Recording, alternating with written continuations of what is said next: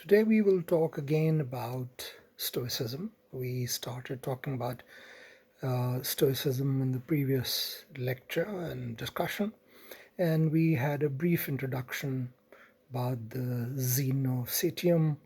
There's another Zeno, the mathematician, but we were, of course, talking of the founder of the Stoic school of philosophy.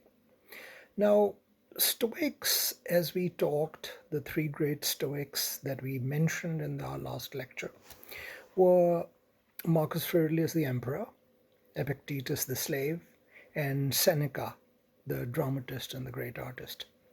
The thing is that the bizarre and interesting aspect is that it was the emperor who was affected and deeply impressioned by Epictetus the slave. So it was the workbook or the psychological manual that Marcus Aurelius, the emperor's tutor, gave him, uh, in which he had taken notes from Epictetus, the slave, who had then become a teacher later on. And that's known as the Enchiridion. And in that, there are the basic synopses of what life should be and how a Stoic's life should be led. And this is how the slave, Epictetus, affected Marcus Aurelius, the emperor.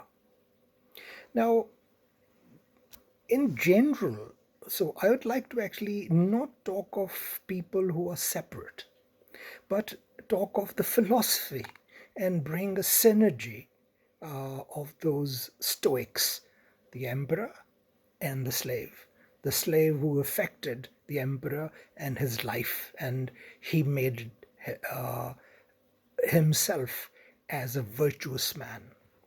Now, the Stoic is a person who wants to lead a virtuous life, a life that is for the greater good.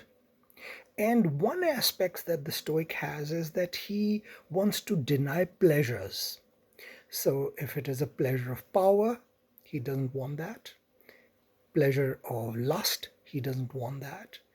Pleasure of wealth, he does not want that.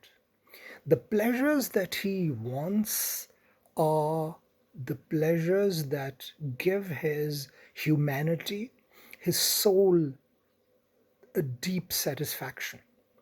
He is not afraid of losing wealth, losing power, or even losing his life.